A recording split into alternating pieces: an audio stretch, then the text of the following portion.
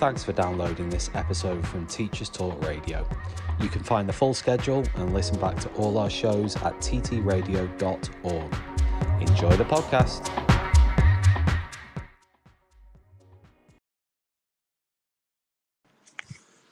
Good evening and welcome to Teachers Talk Radio. It's Monday the 21st of August and you're listening to The Late Show with Tom Rogers. What difference do teachers really make to exam results, and what are your back to school top tips? I'm going to hand over in one short moment to Tom Rogers. Good evening, everybody, and welcome once again to Teachers Talk Radio. Monday night. We love Monday nights in August. We absolutely love them, don't we? We've got an amazing show coming up for you this evening. Really looking forward to it. I've got two, potentially three amazing guests for part one, which is all about the question that is on your screen now.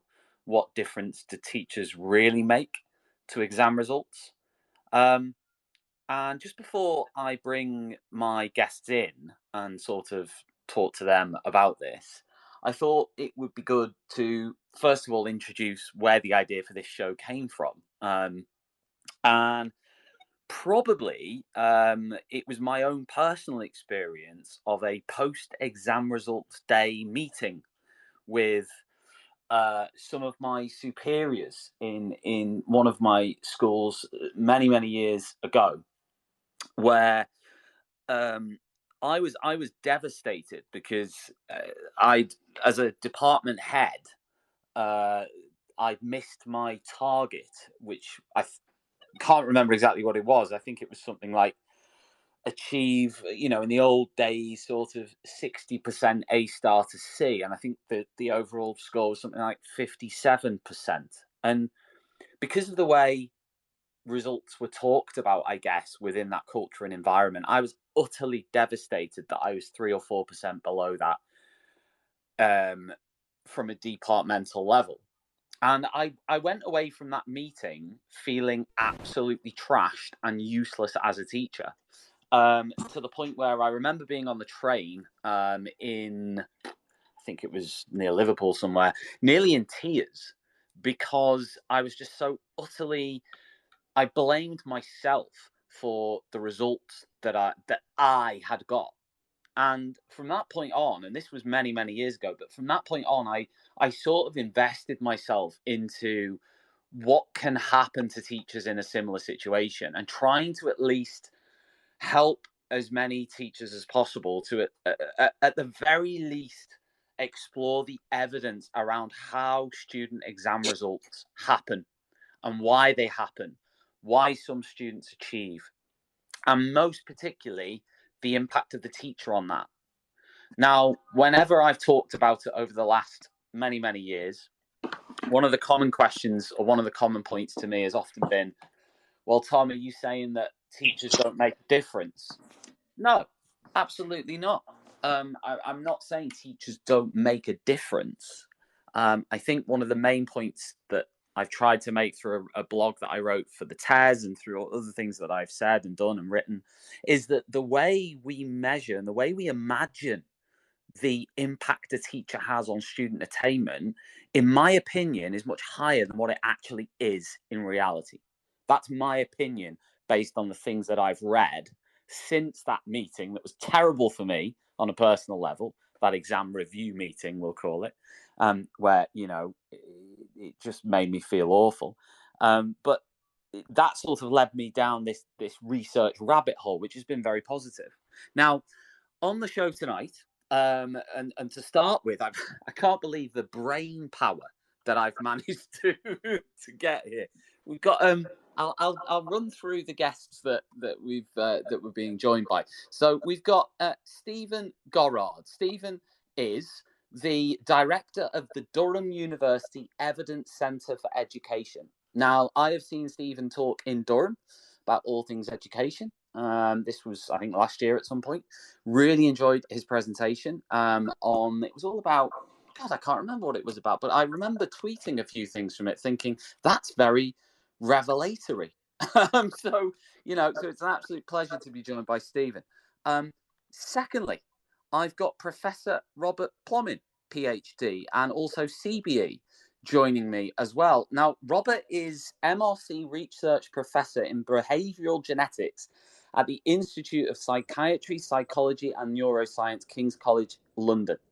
And he, amongst many accolades and things that he has done in his career, he is well known in 1995 for the TEDS study, which was the Twins Early Development Study, which followed 10,000 pairs of UK twins from infancy through early adulthood and has been continuously funded for 25 years as a program grant from the Medical Research Council.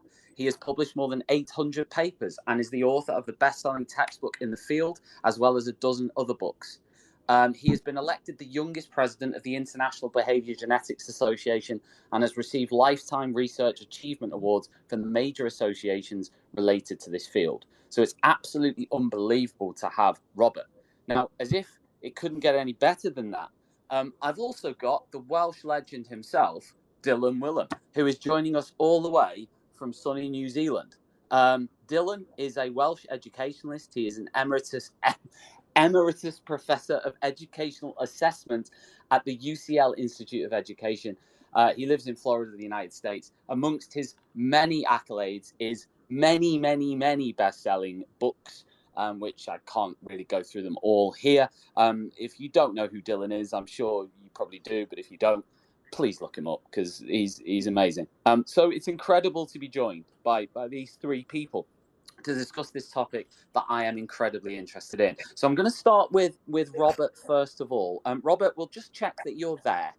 Yes, I am. Thanks, and thanks for inviting me, Tom. Good evening. Absolutely amazing. Thanks for giving up your time. I'm going to get straight into this, Robert, because in a article I wrote many moons ago now, it's quite a while ago, I think it was 2017, and I talked about the headline, which I didn't come up with, is teachers can only ever have a small impact on their students' results, yet they are judged as if they are 100% responsible. Now, I wondered, just to start with, what do you think of that headline, Robert? Yeah, well, I agree completely, and I'm probably coming at it from a different perspective than most of you, but I'm pleased to talk to groups like this because I don't think education quite has gotten the message from genetic research. And there's so much background here, but I'm just going to go to the headline that let's look at GCSE scores because that's kind of the current topic, right? And kids differ in their GCSE scores, and what causes those differences? And you're saying that the teachers are given credit and blame for how well kids do on the GCSE.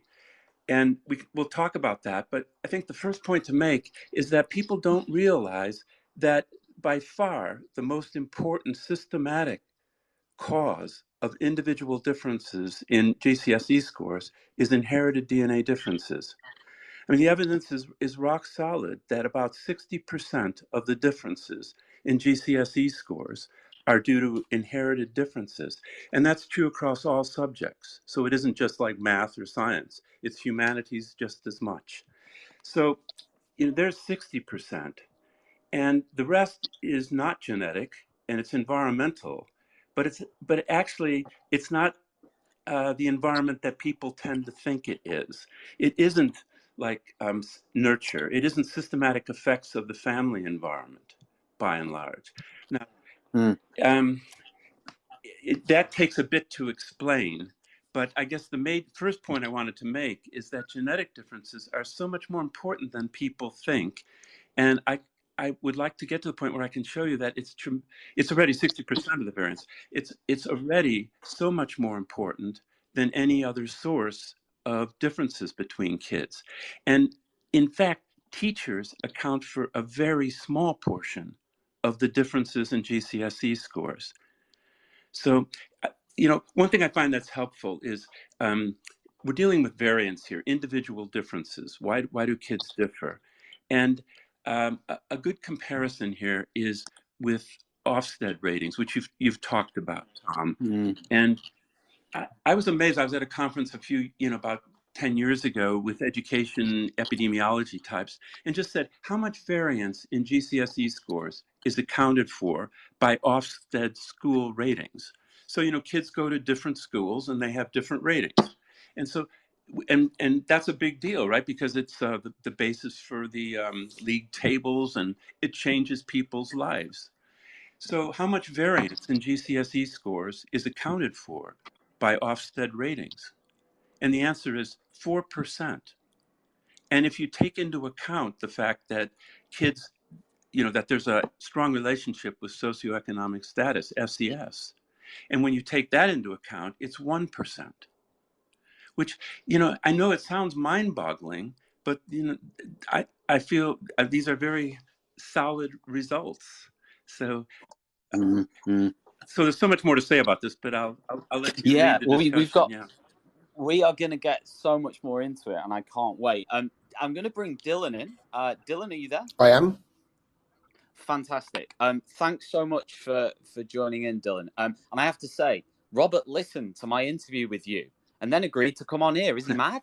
I thought it was a great interview. Well, it was because Dylan was the interviewee, obviously. Dylan, I want to ask you, the article I wrote, which I referred to earlier, with the headline of "Teachers can only have a small impact on their student results." I know you commented on that article and you said, quote, "I think it depends on what you mean by small. Compared to an average teacher, how much higher in, say, GCSE grades would you estimate a student would score when taught by a teacher in the top 5% of effectiveness?" So I want to ask you, Dylan, from almost like the teacher perspective, like, can you sort of explain that comment and sort of dig into that a little bit for us? Sure. So Robert's absolutely right. The largest factor in academic achievement is outside the teacher and even outside the school's control. But there are differences. So my own work using both OECD data for things like PISA and looking at value added using GCSE suggests that the school effect in England is about 8%. In other words, that 8% of the variation in student achievement is attributable to the school that the child attends. Now, the problem with that is it doesn't tell you anything about individual teachers. And so the research, mostly from the US, suggests that individual teachers can have a much larger impact. But my hunch is that good teachers are pretty randomly distributed around the system. So the reason that school effects, differences between schools, seem to be quite small is because most schools have some pretty amazing teachers and some not so amazing teachers. And so because we're unable to identify the characteristics of effective teachers, it's really hard for schools to kind of corral them all. And I think I come back to schools like Michaela School, where you've got students achieving 2 GCSE grades higher than the national average across a range of subjects. So schools can make a difference. The other thing we have to say is that it's dangerous to actually speculate about what might be on the basis of what was. So the fact is, I'm convinced that if teachers were more effective, teachers could be supported in becoming more effective, doing the things that make the biggest difference, more effective curriculum, more effective pedagogical practices, we can actually increase the school effect. But the variation, the variation point is really important, because actually, I want to reduce the school effect. If all students get, and this is the real problem with all genetics research, if all students go to a very, very effective school, then the genetic effect will go up, not down. Because I would like how well kids do to be independent of which school they go to, because every school is a great school.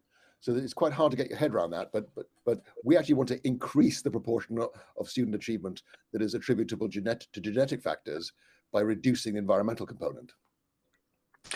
I want to go back to Robert, and then I'll bring in Stephen as well after this. But Robert, I want to ask. Can I just address that point though, because I think it's such. Yeah, please do. I was just going to read. I was actually going to let you address it and just read us a quote you said, which is a quote from you, which is "Schools matter, but they don't make a difference," which sort of in some ways seems to run parallel to what Dylan said. But I want you to sort of address that. But more specifically, the point that Dylan made about can be rephrased as heritability, that is, the extent of genetic influence, is an index of educational equality, opportunity. Because as he was saying, if you remove all educational differences, in privilege and resources, if everyone got exactly the same education, then you've eliminated an important source of individual differences in achievement. But you're left with the genetic differences, so that the genetic differences will account proportionately for more of the variance. So heritability, that is an index of the extent of genetic influence, is an index of social equality, which, as Dylan says, is hard to get your mind around, but it's an important implication. Yeah. Dylan, do you want to sort of come back on that? Yeah, absolutely. So, I mean, my experience is that people don't like the idea that how well kids do is influenced by genetics, and they want the genetic component to be zero. Exactly. And I'm saying quite the opposite. We want the genetic component to be greater. And maybe an analogy would be helpful here. Everybody accepts that physical height is to some extent determined genetically. There's a genetic component, but it's also environmental in terms of nutrition in early life. But if every child is well nourished, then the proportion of the variation in height that is attributable to genetic factors goes up, because every child is well nourished. And in the same way, the genetic component or genetic contribution to academic achievement will go up if every child gets a good education. Robert, just before I bring Stephen. Yep. I'm really glad to hear you say that, Dylan, because I think few people in education understand that point. So it's very good to emphasize it.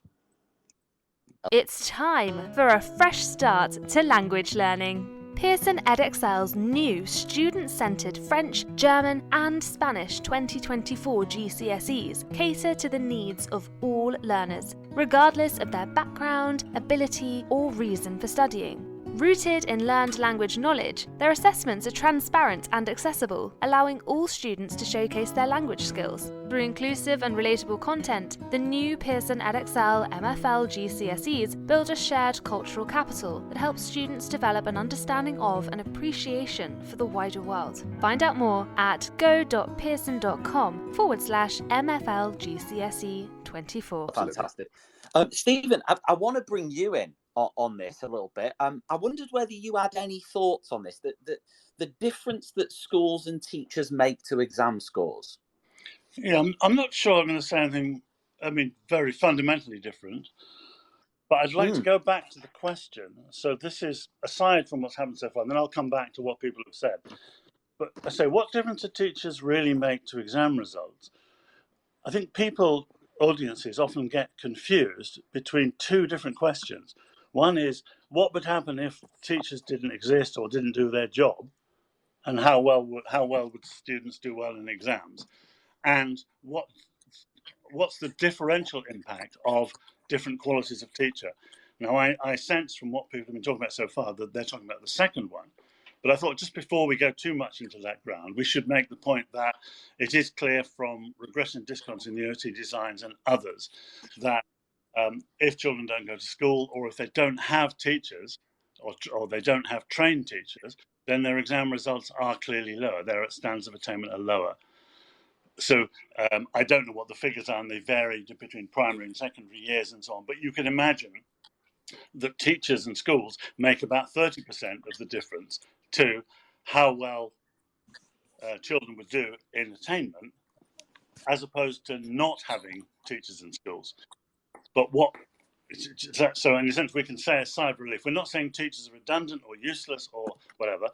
The question comes to an empirical one of how do we decide if individual teachers or teachers with particular characteristics are getting better results with equivalent children? And of course, that's a really hard question to judge, as the previous two speakers have said. But it's very small. It doesn't mean that there aren't really good teachers who are making a big difference proportionately to their students. It's just really, really hard to judge because, as we've said, a lot of the variation is due to background, maybe to genetics, to other issues in life like poverty, And once you factor all those in, there's very little left over, apart from error components, that we can attribute safely to the impact of teachers. And I'm very suspicious of the claims about teacher effectiveness. I know there's a lot going on in America, but I mean, Dylan, for example, said something about the difference that would be made to the results of a student who was taught by a teacher who was in the top 5% effectiveness. And my query is always, how do we judge effectiveness of teachers without looking at the results that their students get? And if we look at the results that their students get, then what we're saying is tautological. The teachers that get the best results are the teachers that get the best results. If we have a separate way of saying, yes, these are good teachers and these are not good teachers, and then look at the difference in attainment, which I've never seen done properly at all, then we'd be able to answer the question. But at the moment, I just think methodologically, it's a mess. I mean, there's more I can say, but I'll leave it for the moment. Dylan, I don't know whether you want to come back on that one about this idea of the I think it was something along the lines of, I've lost your quote on it now, but it's something along the lines of the top 5% of teachers account for, was it half a GCSE grade or something? Something like that. Yeah. I mean, do you sort of take Stephen's point about the sort of reliability of how can you judge that effectively based on the reliability of saying this teacher is in the top 5%? Well, it is a little bit like pulling yourself up by your own bootstraps. But what the US research tends to do is to take teachers, look at the students that they teach, look at the progress that those students make, and then to look to see if students make systematically more progress in some teachers' classrooms than others. So they do it as a correlation. And so if all teachers were equivalent, if all teachers were equally effective, then which classroom you were in would have no impact on how much progress you make. And it turns out that's not what the data show. So a large number of studies done in different states with different sets of assumptions consistently find that the correlation between teacher quality and student progress is about 0.15. So in other words, students score about 0.15 standard deviations higher if they're if they're taught by teachers who are in the top 1/6 of quality. So, I think the important point is the effects aren't zero. There are some differences. And there's some nice work by Thomas Kane and his colleagues as part of the Bill and Melinda Gates Foundation's Measures of Effective Teaching project, where they took teachers who they found to be more effective in one school and moved them to a different school with a very different socioeconomic context, and found that those teachers were also more effective there. And we've seen some interesting work in Dallas, where teachers who are identified as more effective in one school are offered a bonus to transfer to a less advantaged school, and they make a substantial difference there as well. So I think the evidence is pretty strong that individual teachers do carry around with them some things in their heads that make them more effective. You obviously have to make heroic assumptions to actually pin that down. I think this idea of somewhere between 0.1 and 0.2 standard deviations, different student achievement, that seems to be a pretty robust figure in the United States. We also have to understand, of course, that it could be that British teachers are less variable than American teachers. My hunch is that that's true, actually. My hunch is that the kind of quality assurance we have in teacher preparation in the UK means that the teacher effect may well be smaller in the UK because the average teacher quality is much less variable. So it's very difficult to generalize from one context to the other. Just 2 seconds, Stephen. I just want to bring in Robert first before we sort of dig into that a bit further. Because Robert, I know you did an interview which I watched actually. And in this interview, the interviewer said to you something along the lines of, as long as the school isn't harmful and, the children are safe and so on, beyond that, it doesn't really make that much difference. And in this particular interview, you sort of replied, yeah, that's what I'm saying. So I wondered whether, I want to give you a chance to really sort of dig into that and explain that to us and your thinking around this idea of school effectiveness. And I want to ask Dylan as well later, because I know Dylan mentioned, we're not going to mention particular schools, but there are schools out there where you could say, okay, the results are higher There are others who would say, well, hang on, those schools are implementing covert selection. Those schools are covertly selecting students who they think are going to do better, essentially. Now, that's not fact. That's just what some people say. And there are others who say, like Dylan's just said, that those schools are achieving better results. So therefore, that proves that schools, they do make a difference. So, I want to go back to you and sort of give you a chance to really explain and dig into your thinking on this. Well, there's so much background here, say about the twin method. You mentioned my twin study in the UK. And, to understand that it's based on identical and non-identical twins. And I don't think we want to go into all of that. But the important point is, though, that we're talking about what is in a particular population. We're describing in that population with teachers and schools that differ however they differ.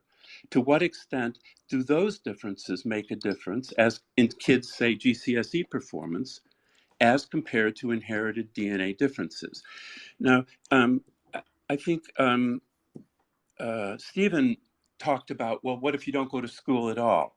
That's not relevant to this issue of what causes differences in the population that we see. Our focus is on what makes kids different. Why do they perform differently on GCSE?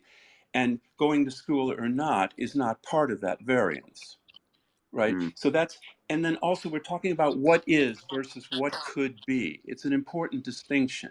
You could say, well, if you had teachers in the top 5%, here's an effect you might get, or you do get.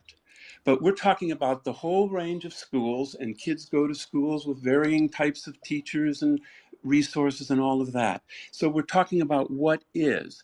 And that's important because it doesn't say what could be. You could have a radically different innovation that has a big effect, even though GCSE scores are highly heritable. It's possible. But what we're saying is, in the UK at this time, we're finding that inherited DNA differences account for so much more. And there's another issue here specifically related to the teacher effect. In our twins, in key stage 1, these 10,000 pairs of twins, they go to the same schools, but half of them are separated in the first couple of grades. And that's by some schools an intentional policy. Sometimes it's the parents who believe that the kids ought to be separated. But we find it makes no difference in their resemblance in GCSE scores, whether they had the same teacher or different teachers. And so that suggests to me that it's another way of triangulating on this issue and saying that teachers have surprisingly little effect on average in the population. And again, we're describing what is rather than saying what could be. We're not talking about the extremes of abuse or neglect or really terrible schools. But I think it is an important distinction, and there's so much more background here I could say, but I'm more interested in hearing. Please do. We've got loads of time, Robert. So tell us that background a bit more. I'd like to know, just from a wider perspective, I'd like to know more about this study, and I'd like to know, what the key findings were. I mean, I could just read them off the screen, but it'd be nice to hear from you who actually did it. Well, this involves the twin method, and there's several different methods. Another important method is an adoption method, where you separate nature and nurture by studying family members who are adopted apart. And they don't share environments, they just share genes. But this twin study is a method that's been around for 100 years. It takes advantage of the fact that 1% of all births are twins. 1/3 of those are identical twins. They're called monozygotic. They come from a single fertilized egg. So they really are clones of one another. They have the same DNA when we sequence their DNA.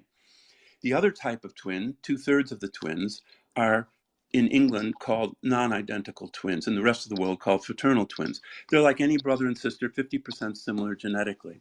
So we study these kids when they go to school. We get their key stage results from the national curriculum and now the National Pupil Database. And what we find that I hadn't expected is that even in first grade, at key stage 1, the heritability is about 60-some% of the English, math, and they don't have science at that age. So when you say that 67%, are you saying that 67% of any results they get can be Yeah. put down to heritability. No, that's right. It's important to say that what we're talking about with heritability is a descriptive statistic of how much variance is accounted for by inherited DNA differences. And so it's focused on why kids differ. And I didn't Okay. really put the punchline there with the twin method. If a trait is heritable, you'd have to predict that identical twins are more similar than non-identical twins, because the identical twins are twice as similar genetically. They're genetically identical, whereas the non-identical twins are only 50% similar genetically. Yeah. So when you test them on the school grades, you find there's a big difference between MZ, that is identical, and non-identical twin correlations, how similar they are. And you can use that then to estimate how much of the variance in these educational achievement scores are due to inherited differences. And that's how we get to the 60%. But what surprised me, and we can talk more about that, but what surprised me is that it's just as heritable in key stage 1 as it is at key stage 4. Well, I was going to ask you that because you said 67% was it variability at key stage 1. I was going to ask if that drops going up towards key stage 4. No, it doesn't change at all. And what's even more surprising to me, that educational achievement at key stage 1 is more heritable than general intelligence, IQ scores. They're only about 40% heritable in the early school years, which surprises a lot of people, because a lot of people think, well, ability, that's heritable. But achievement, the word actually means by dint of effort, doesn't it? It implies environmental influence. But in fact, educational attainment is about 60% heritable at key stage 1, whereas IQ is only about 40% heritable. By the time you get to key stage 3, the heritability of intelligence goes up, whereas the heritability of educational achievement does not change. It doesn't change through to A levels. So I think that's... And just to look at outside of that 67%, which you're saying is, again, excuse my I'm not an expert on this, but 67% is of the variability is hereditary. Yes. Outside of that 67% at key stage 1, what are the other factors, and do we have any estimates on the percentages for the other factors? Like, for example, if we would say teaching, what are the other percentages there? Yeah, well, this is a little bit more complicated, but we use these behavioral genetic designs to separate nature and nurture.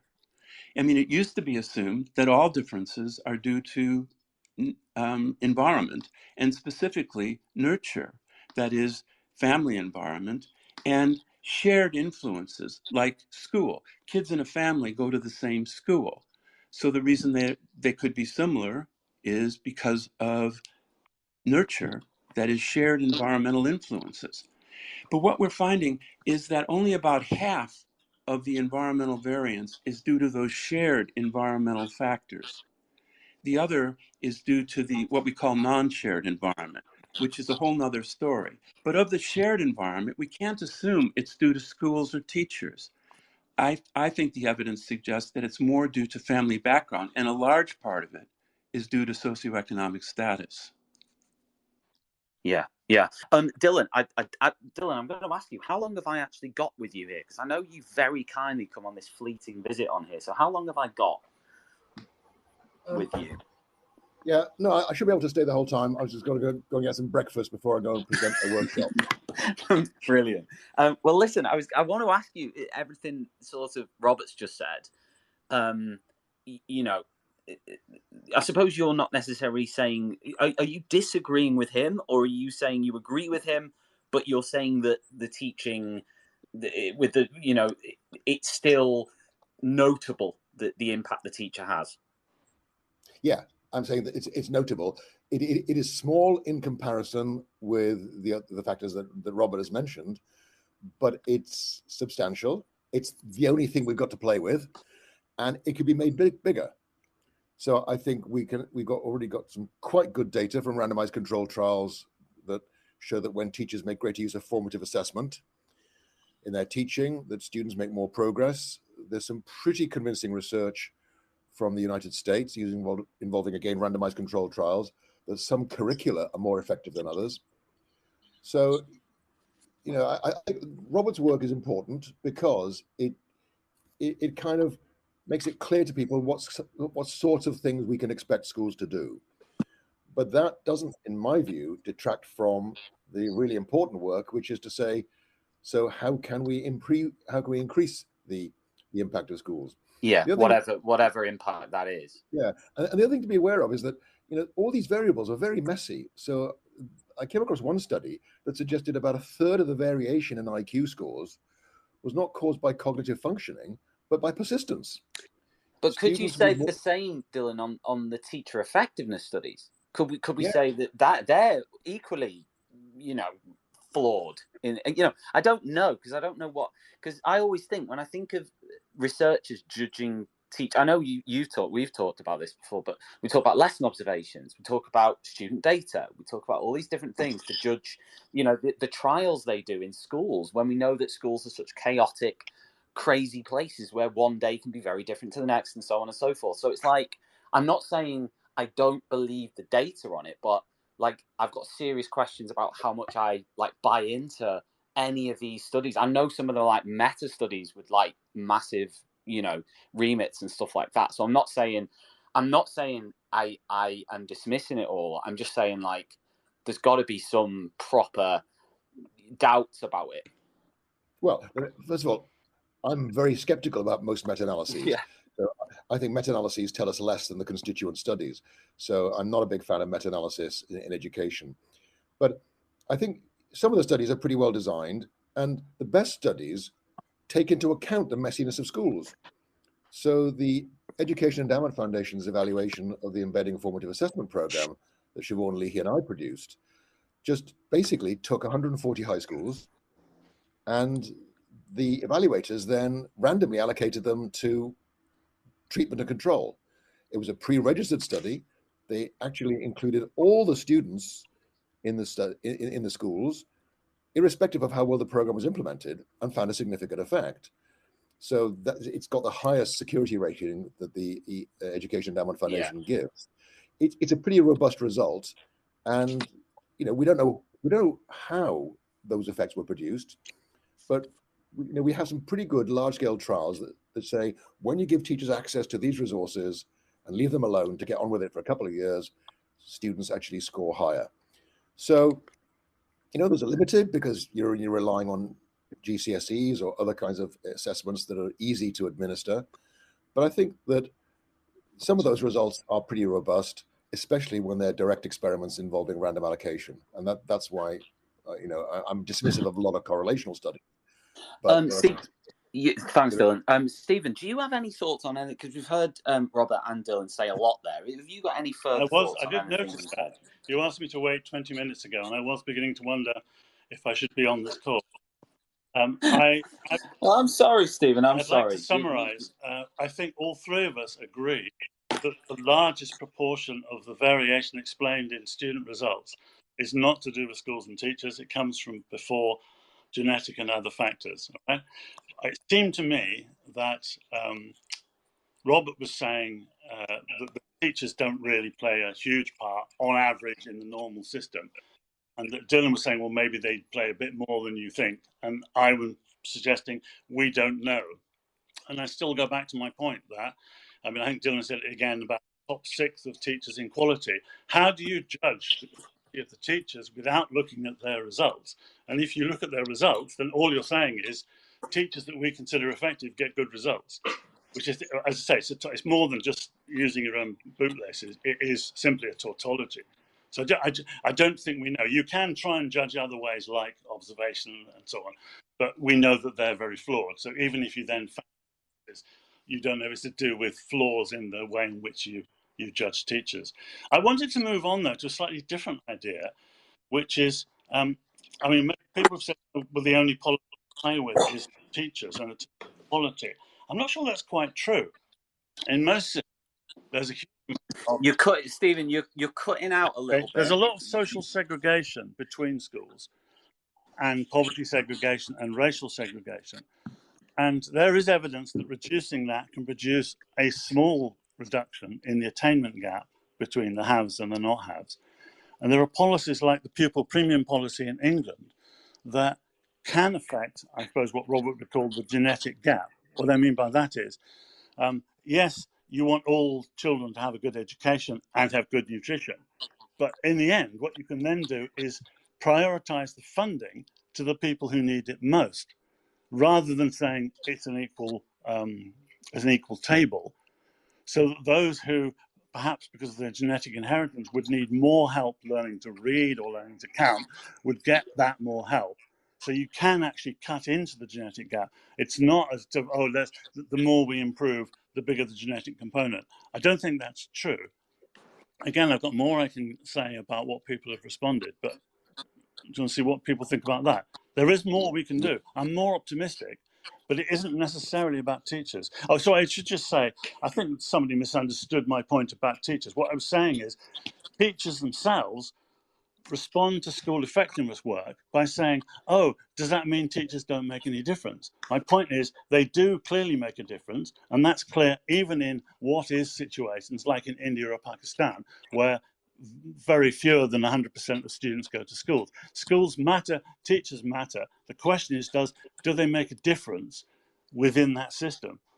But that's the yes, question we're asking, yes. isn't it, Stephen? I don't think anybody here is disputing that a teacher can make a difference. I No, think but my point was to clear up to listeners. We're not saying teachers don't make a difference, because that is a common response to this kind of conversation. Oh, you're saying we shouldn't bother. No, we're not saying that. What we're saying is there evidence that specific teachers or teachers with specific characteristics can get better results with equivalent children?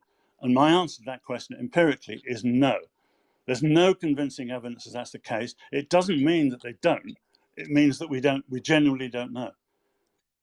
Dylan, I don't know if you want to come back on anything Stephen said, because there was a few points there that were sort of addressed at what you were saying earlier with regards to teacher efficacy. Oh, I think you're on mute, Dylan. Maybe Dylan's gone. Robert, I don't know whether you want to come back on anything Stephen said. Well, the last point was most directly related to Dylan. Maybe he'll come back on. Oh, okay. There he is. I think he's just unmuted. Maybe. Well, I mean, Dylan, you there? Tom, you said variation in attainment shows that schools can make a difference. And I think that is very misleading, isn't it? The fact there's variation between schools. No, I didn't say that. Well, you said something like that. That must be. I said teachers. I said teachers can make a difference. That was the statement I made. I said teachers can make a difference. I do not, but I am sort of with Robert in the sense that I don't like. I'll let Robert's going to say this better than me on schools. Like, I don't know if. Because I know, Robert, you did an interview, didn't you, Robert, with a guy, and he was saying, well, is it a waste of time me sending my son or daughter to a private school, right? And you were like, pretty much. Mm-hmm. So, Robert, like, the differences between schools, I don't believe are, like, as significant as the media and the league tables and all these other things present. That's my opinion, but I want you to come in. Well, again, I'd start by emphasizing the distinction between what could be and what is. And some of what Stephen's talking about, and Dylan as well, like RCT trials, if schools did do that, you could have a difference.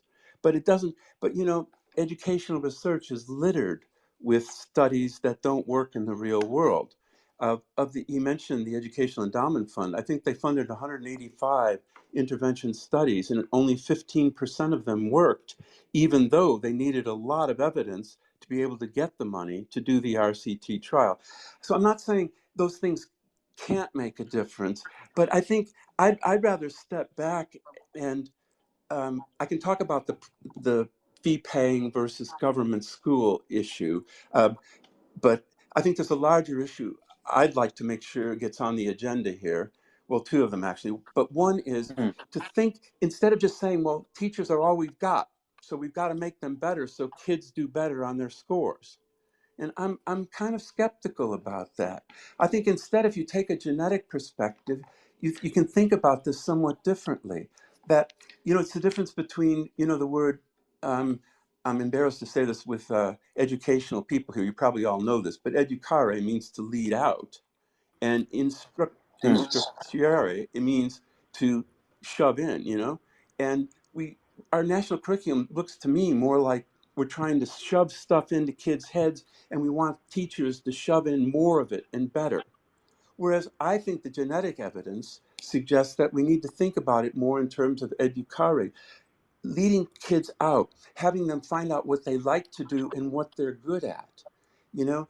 And that's, I think, a different way of thinking about this, because I really don't think we're going to make, I mean, you can never say never, and we're only describing what is. But there's been so many attempts to get teachers to do this and do that in different curricula. I'm just a bit skeptical about that. And maybe we can rethink this a bit more and think about this for parents as well as for teachers, that we recognize that kids differ genetically. And that suggests we need more of a personalized approach to this rather than a one-size-fits-all curriculum. And to find out what kids like to do means you got to give them the opportunities to find out what they like to do. Because as I get older, I increasingly think that it's more a matter of appetites than aptitudes. You know, if you've seen gifted math kids, you sort of can't stop them. They joke in math. You know, they hang out with kids who like to talk math. So I think it would be useful to think about helping kids become who they are genetically, which in genetics we call gene-environment correlation, rather than thinking about this shoving in a national curriculum. Dylan, I'll just check you back, Dylan. I am, yes. Oh, brilliant. Stephen, I think you were trying to make a point to Dylan earlier. I don't know whether you want to sort of just make it in again, but in summary, and then maybe give Dylan a chance to respond to it directly. Which one? The one about the top 5% or something? Well, Yeah, but I think there was some other bits, but that was the main bit. I made that, and I just wanted to repeat because it seemed to have been ignored. That I can't see how you can judge the effectiveness fairly of teachers without looking at the results. And as soon as you look at the results, then you've got a tautology, not a bootstrap, which is that effectiveness is defined by how well they do, how well the students do. In which case, it's not a surprise at all that the top whatever percent you want to specify have better results than the others. It's not in itself any good evidence of differential teacher effectiveness, I don't think. But it is if they actually then, once you identify those teachers, they're also more effective the following year. Well, I mean, I've done sort of reductive ad absurdum papers with that, where you'd expect some teachers to be more effective every year and some less effective, and then the next year some of those would be more effective and some less. After 5 years, I think it was, or 6 years, there's no difference from chance. And then you've got attempted experiments like the Gates report, but that, I mean, actually, if you look at it, it's quite a poor piece of research. Very ambitious, really good. I'm really pleased they tried it, but there was both dropout and subversion of the treatment at very high levels by the teachers involved. So I don't think we could rest too much on that. There are other studies, and we can get into the statistical details. There are other studies that actually do look at identifying teachers in 1 year and then looking to see whether they're more effective. And it's more than chance. The point is that if these teachers who are successful in 1 year are just randomly varying, and then you'd expect a regression to the mean. And there is some regression to the mean because all these things are measured with error. But the point is, it doesn't disappear. There are studies that show that, yes, these teachers are consistently more effective, and they're more effective when they move to other schools. I mean, the Dallas example is another good example. I'm not going to say that the magnitudes that are estimated in these studies are correct, but I am saying that I think the evidence is pretty clear that the difference is that the teachers are not all equally effective. I think that claim, doesn't hold up. I think there are differences. May not be as big as people claim, but I think there are differences. But nobody here is claiming that they're equally effective. What I was suggesting was we can't tell. I'm not sure what Robert was saying about them, but he was just saying. I'm saying we can tell. It's an interesting disagreement. Robert, do you want to try and sort of come in with your view on this? If you have to No, use one side to this. well, I think it's a mug's game to try and, say, no one wants to say no teacher can have an effect. We have too many personal experiences, if nothing else. But, it is important to recognize that in the population as a whole, with the schools and teachers we've got, the evidence doesn't seem that teachers account for very much variance at all. Schools don't account for much variance, especially after you account for socioeconomic status. Then you could say, okay, well, let's try to do something different, and maybe it could make a difference. That's what could be. But I think it's important to start with what we've got. And I think it really is, I assume it's going to be kind of shocking for people listening if to hear people say, well, genetics accounts for about 2/3 of the variance, and schools don't account for the other third. Ofsted ratings account for 4% of the variance, a tiny portion of the variance. So, so I definitely don't want to get into that argument about, are there interventions that make teachers better? But I think part of the problem is, as Stephen's mentioning, is we're stuck with these standardized test scores, and that's a limited way of it gets us, it becomes circular, as Stephen's saying. And I'm not optimistic myself that we're going to make teachers account for a lot of variance. Somebody's actually commented in our wonderful crowd today, and I should probably give a massive shout out to everybody listening in on Teachers Talk Radio. Hello to everybody. It's been fantastic to see you all, as always. And also a special shout out to our sponsor on the show tonight, that's Pearson MFL. And if you want to find out more about Pearson Edexcel's new student-centered French, German, and Spanish GCSEs that cater to the needs of all learners, regardless of their background, ability, or reason for studying, you can visit them at go.pearson.com/MFL. You can also check out the pinned tweet at the top of the space, where we've pinned a podcast that was very, very good, actually, which was a discussion between our very own Darren Lester, who's an MFL teacher, with members of the Pearson team and other guests about the relevance of language learning. So if you're interested in a podcast this week to listen to while you're sunbathing, or rushing to grab a breakfast in New Zealand, or whatever you are doing or wherever you are, then that would be one that we would highly recommend on TTR that you check out. A question from the crowd. Given how unreliable some grades are at GCSE or A-level, for example, 1 in 4 history and English literature grades are probably out by 1 grade either way, and 1 in 25 are out by 2 grades. I'm guessing that means in the marking sense. What implications does this have for measuring the teacher effect? That's a question from the audience. I don't know who wants to take that first. I'll go first. None at all. Go on, Dylan. None at all. Because, yes, individual GCSE grades do have some error, but if a kid is taking 10 GCSEs, then they might get unlucky with 1 or 2 GCSEs, but they're probably also likely to get lucky in another 2 GCSEs.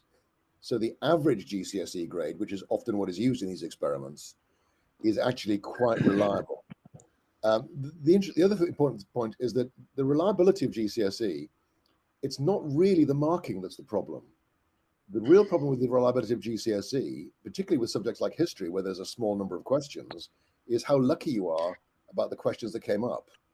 And this is not generally treated as reliability in the UK, but the idea is that a history grade should mean the same thing this year and next year. And so the greatest source of unreliability in the examination system is just, would you have been better off taking next year's exam or last year's exam rather than this year's exam? But as I said, those effects average out when you're talking about 10 GCSE grades. Could I make a quick point about genetics? Go, and then I'll bring Stephen in just as well, very if he wants quickly. to. To the extent that tests are unreliable, like the GCSE, that diminishes the heritability estimate, because it's only Mm. dealing with the Yeah. reliable variants. So if there were a more reliable test, then heritability would increase. Conversely, though, the fact that heritability is so high implies that there's certainly got a decent amount of reliability. Good point. Mm. Yeah, yeah. Really interesting. Stephen, and anything to add on that? Yeah, I agree. I don't think it makes a huge difference. But every error, every bias, every bit of missing data, and every recording of information, whether it's about background or attainment, increases the sort of the mess, the grit in the system, the error component. I said we're never going to be able to predict 100% of attainment.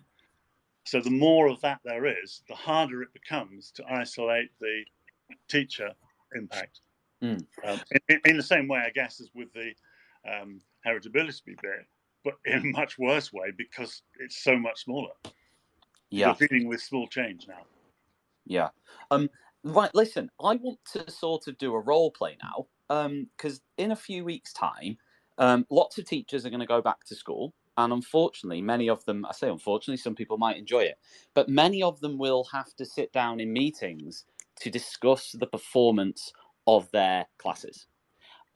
Many will have to sit down with senior leaders, with their heads of department, with whoever it is, and almost have the data interrogated. And sometimes some of those conversations could veer into, well, we're going to role play it. And if that's okay with all three of you, you guys are going to be the teacher in 2 weeks' time, and I am going to be the senior leader who is going to be asking you the typical questions. Now, we are going to imagine, and we'll go in the same order, actually. Robert, you are going to be in the hot seat first, I'm afraid.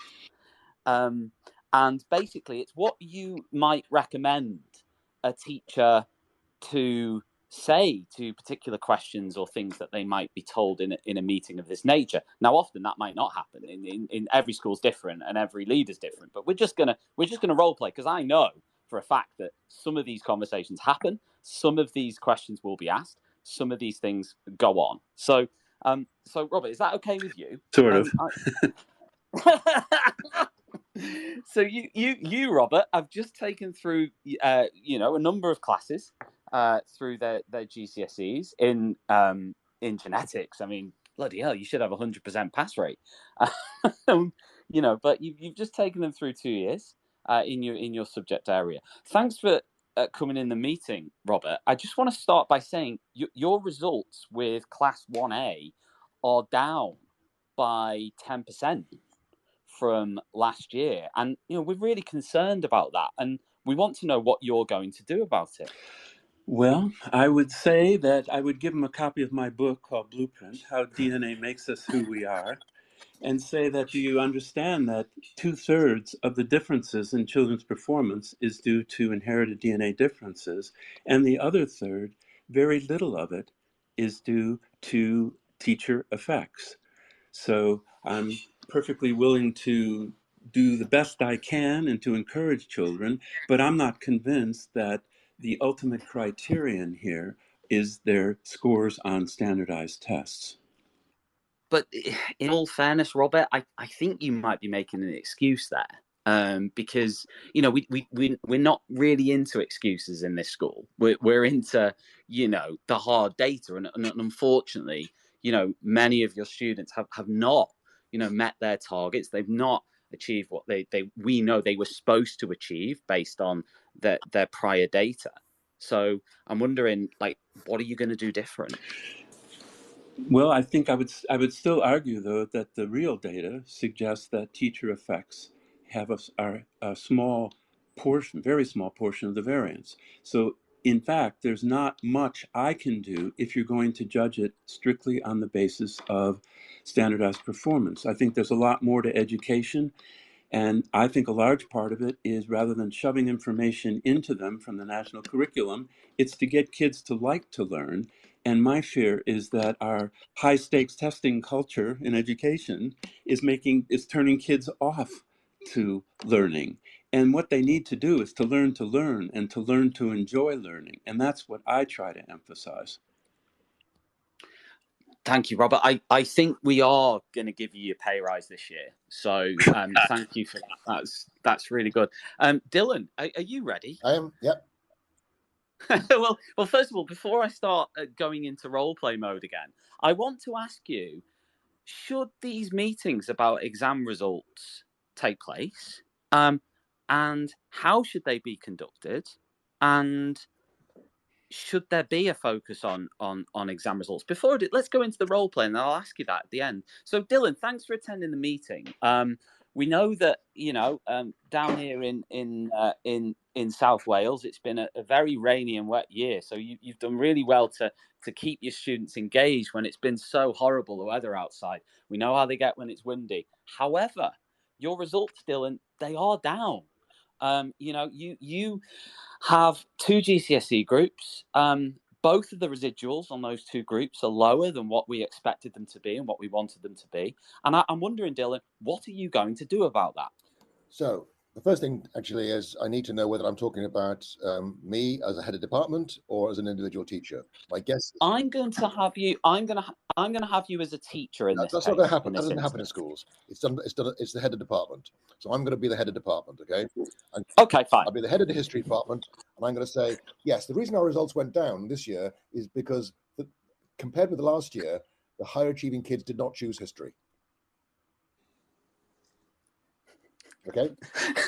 How do you? I can show you, because we looked at the math scores. We looked at the math scores for the kids who chose history this year, and last year, and in fact, the kids who chose history this year had lower maths GCSE scores than the ones did last year. So we actually got less academically high achieving kids. Now, I don't know if that's true, of course, but the point is, if the senior leadership aren't able to actually control for that, then they shouldn't be senior leaders. So, that would be my first kind of defense. And that's why Raise Online was so effective, because Raise Online took out the individual differences. So it controlled for differences between subjects in difficulty, which are really significant, and also controlled for selection. But then the other thing I would say to the senior leader is, okay, well, how much better do you think our results would be if every teacher in our department was as good as the best 5% of teachers of this subject in the country? Because I think it's important that senior leaders are realistic. And I think this is basically Robert's point, and I think most senior leaders would be quite surprised by how little difference it would make to have, if all the teachers in your department were amazing, you still wouldn't be getting more than about half a grade per kid. But Dylan, that half a grade matters. It sounds to me like you're making excuses. True, but it sounds to me you're making excuses. It sounds to me like, of course I'm making excuses. But there's reasons and there's excuses, and you're making excuses. Yes. You didn't meet, the students in your classes didn't meet their targets, didn't meet their target grades, and we want to know, well, hang on a minute. What it is. You're throwing target grades into this. So target grades are stupid because they are meaningless. People talk about minimum target grades. How can a target be a target and be a minimum grade? So, I mean, these kinds of conversations can be helpful. So I do think that the senior leadership should be sitting down with each head of department in a secondary school and looking at data of the kind that Raise Online produces, and says and takes out all the excuses like the high achieving kids didn't choose our subject. And then you can start talking about what we can do to make it more effective. But the other point is, the reason that kids are successful in schools is partly to do with the quality of teaching they receive, but also the extent to which senior leadership engage with parents, partly to do with the way that senior leadership support teachers in disciplining students. So, there's quite a lot of evidence right now that teachers are not backed up when they actually refer kids with discipline problems. So I'd be saying, I'll do what I can to improve the quality of teaching in history by looking at a curriculum revision or whatever, but senior leadership have got to do their job as well. The point is that the quality of history teaching is not the only thing that determines the history grades. It's also the quality of school discipline, homework, all those other kinds of things. Dylan, this has been a very interesting meeting for me as a senior leader with somebody talking in the way you are, I can't quite get over it, actually, because I've never had a head of department come in and give such a comprehensive defense of their results. So thank you very much. You are getting your rubber-stamped promotion. Thank you. Stephen, are you ready to be grilled on your results? Not really, no. Well, I don't want to repeat what's already been said. Well, no, because you don't know what I'm going to ask you yet. Can Go on you then. my office, please? Thank you. There's the door closing. Thank you. Stephen, take a seat. Listen, your results as a department are actually pretty good, Stephen. No, we're actually pretty pleased with your results as a department. But the bit we're struggling with is your results are lower than the rest of your team's results this year, by about 10%. How do you explain that? Well, first of all, we'd have to consider the scale of the data. I mean, so for example, you're talking about Class 1A. We're talking about 30 individuals. This is not enough cases for us to make robust claims about differences in attainment. Obviously, you could either make it with larger number of cases or over an extended period of time. But a one-off, there's no way we can rule out differences in the nature of the students from year to year or between classes. There's also the fact that the progress scores, which are intended to be independent of attainment, raw score attainment, are actually nothing of the sort. So 50% of the variation in progress scores actually comes from raw score attainment. And therefore, the prior attainment of the students needs to be taken into account. And if you do that, you can see that each of the classes achieved pretty much what you would have expected or what you would have predicted before they took that year or that phase. Yeah, again, a really good answer, Stephen. These meetings have been really difficult for me, actually, as a senior leader. I've had 3 heads of department now. You're the third who've come in and really battered it back to me. I think I'm going to have to go back to the drawing board on this. Right, I'm coming out of role now. It's starting to get boring. But no, genuinely, really good. Because the thing is, the other thing as well is, like, talk about the variability. And Robert, I'll come to you first on this one, because I know you've said, and I can't find the quote, I've written it down, and it's just like gone somewhere. I've got papers everywhere. But you said something about the education community rejecting sort of genetic, I can't remember, geneticism, right? And not being comfortable with it or wanting to hear it. The blank slate.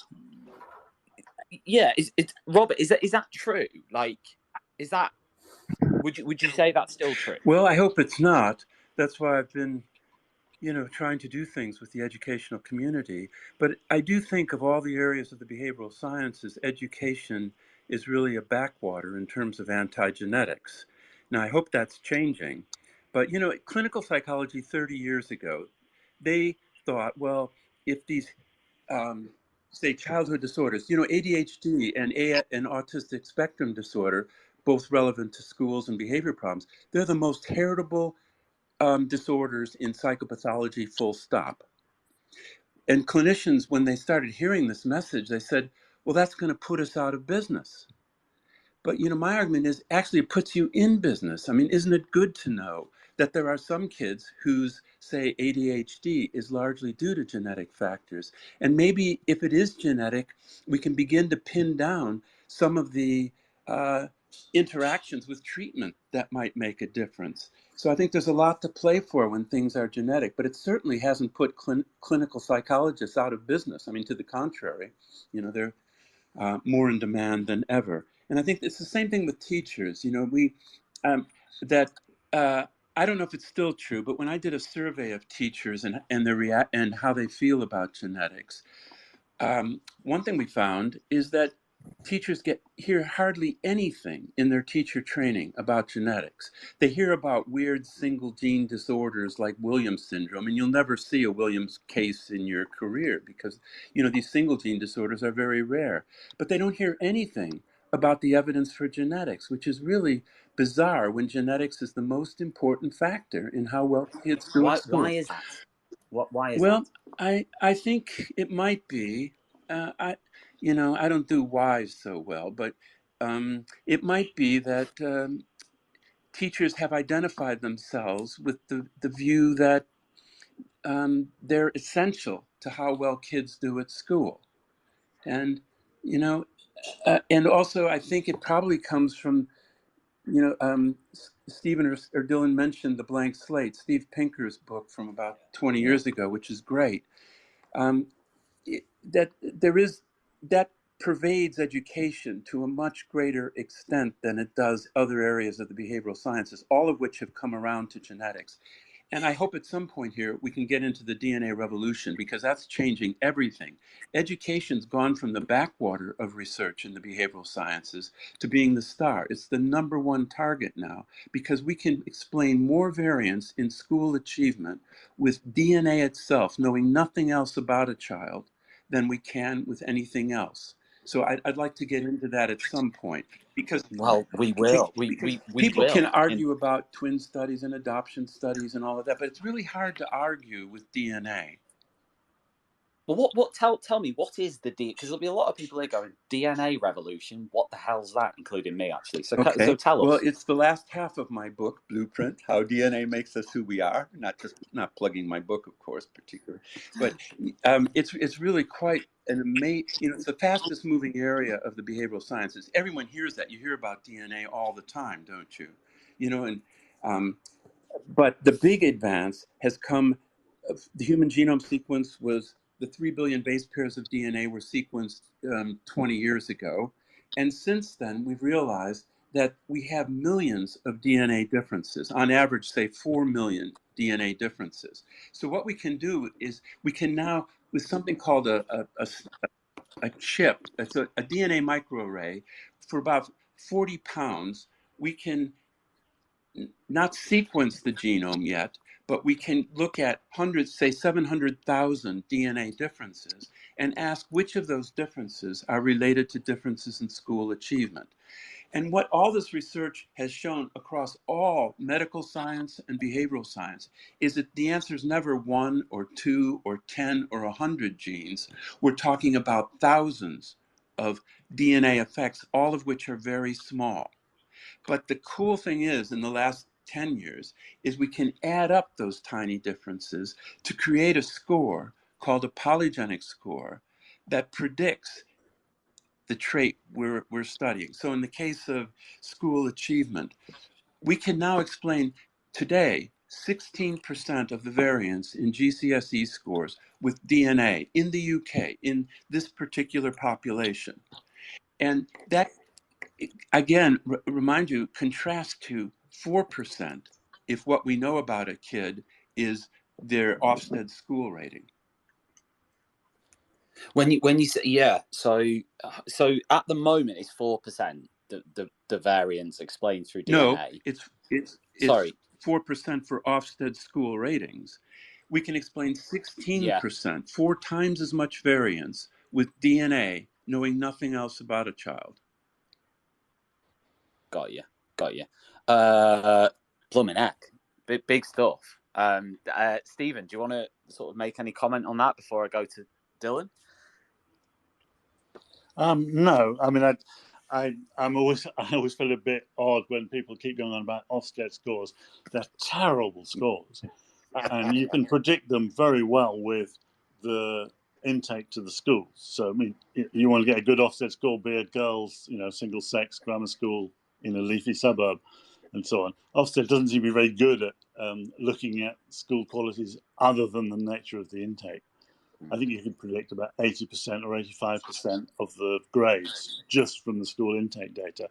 So what that 4% correlation is suggesting is probably to do with the school intake rather than the nature of the school, rather than the Ofsted grade itself. I don't believe Ofsted grades are worth very much. But they make a difference, don't they, Stephen?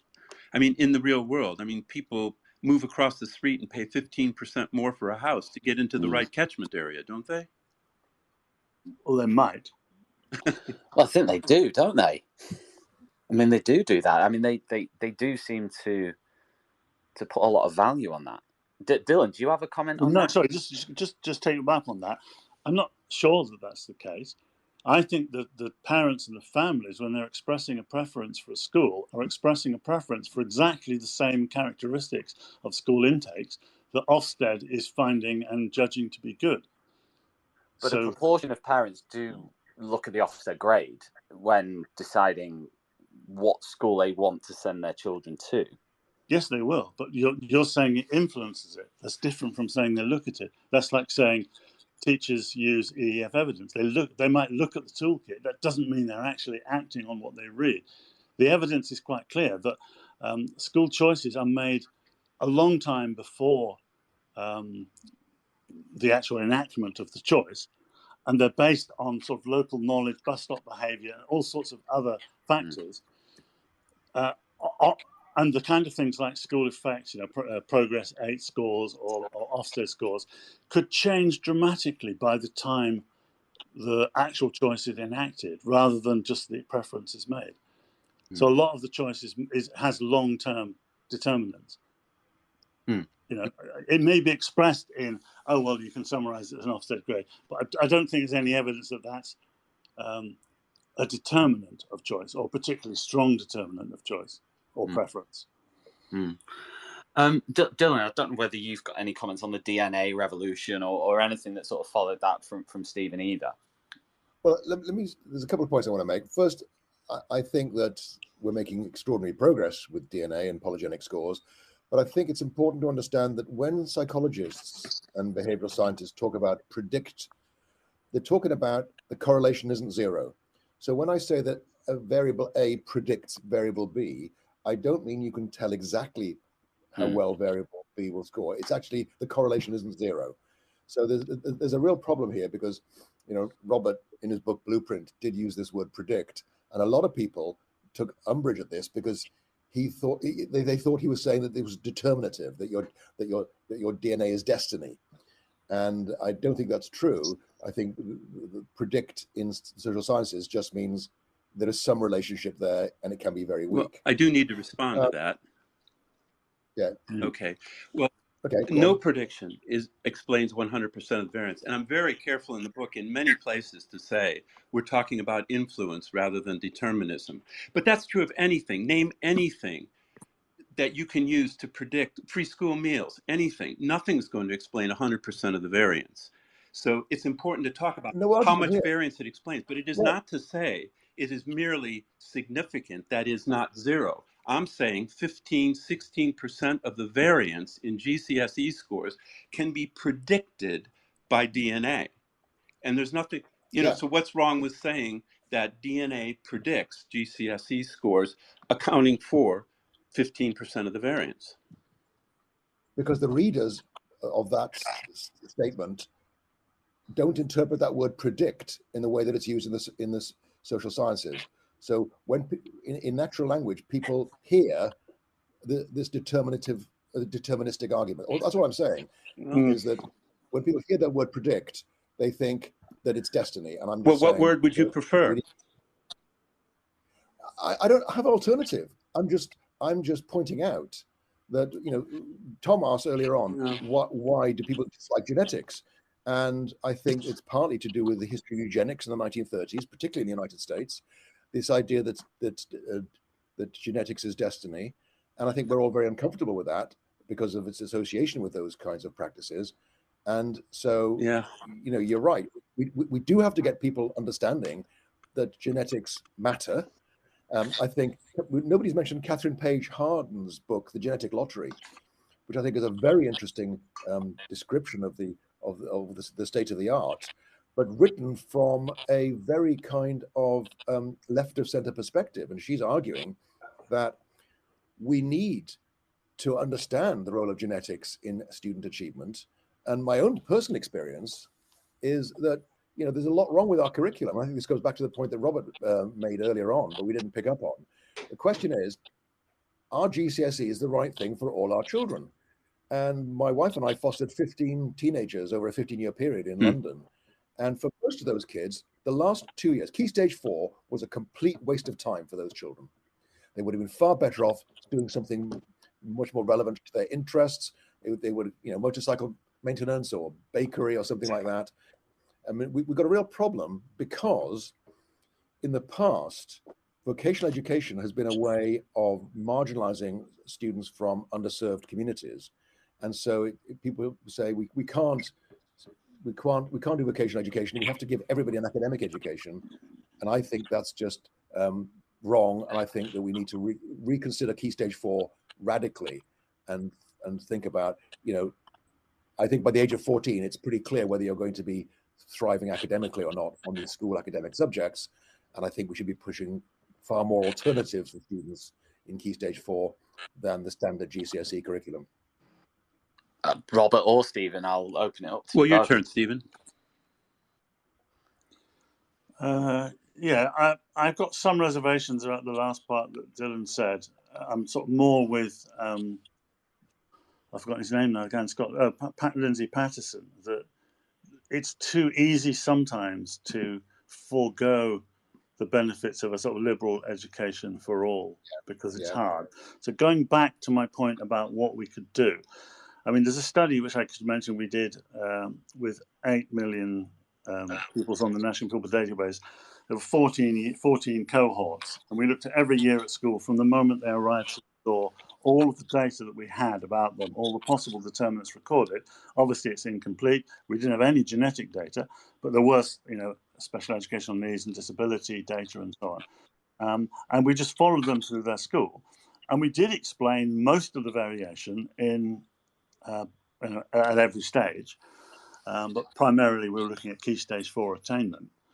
And it was clear that things like differences between schools, the type of schools, the Ofsted grades, where they were in a country, made no difference once you'd taken into account those 10 years of data about who the student was.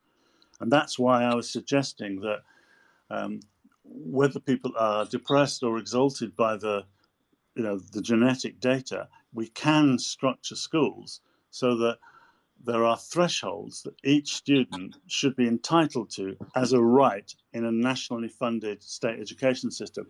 And at a low level, obviously, literacy and basic numeracy should be one of them. And we should be prepared as a country to put more resources where necessary to make it possible for everybody to reach that threshold. And once they have reached that threshold, you can notch it up to the next threshold and so on. So rather than just saying, oh, it's quite hard for some people, let's give them an alternative curriculum. I think in the first instance, I'd like to see much more pressure to put resource and time to allow all individuals to reach that threshold, however much time and resource it might cost. Because that's not happening at the moment. And I think that's the way to overcome the genetic gap that we all feel might be problematic if it was exposed too clearly. Well, I couldn't agree more, Stephen. I think that's such an important point. And it relates to the idea that finding heritability has no necessary policy implications. You gave one perspective on it, which is the one that it depends on, policy depends on your values as well as your knowledge. But I think what people fear is that heritability will serve a right-wing agenda to say, educate the best, forget the rest. But that's a value, and I don't think it's a very smart value, because intellectual capital in a society doesn't just depend on those few people at the high end of the distribution. It requires a society that has minimal levels of literacy and numeracy, as you point out. So the alternative model is the one that you describe. You say, we need to do whatever it takes to bring everybody up to some minimal levels of literacy and numeracy. So I really agree with that. I think it's such an important point. To be a citizen. Exactly. To participate in an increasingly technological society. I don't disagree with that. And in fact, I would actually choose to use the OECD's benchmark of level 2, which is a score of 420 on PISA, which is what they reckon you need to participate effectively in society. Sure. And I think we should be getting students to that level by the age of 14. So, I mean, I'm very clear that basic education up to the age of 14 should be focused on the kinds of things that you're talking about, and recognizing that some students find learning easier than others. We should put disproportionate resources to make sure that every student gets up to that level. But I'm arguing about what happens beyond that. And I'm saying that, what I'd like to be seeing is a much more coherent 14 to 18 education offer that actually allows students to pursue different kinds of pathways. I don't think we disagree, though, right? You would agree too that to do what you want to do, you need some minimal levels of literacy and numeracy in the early school years. Absolutely, yeah.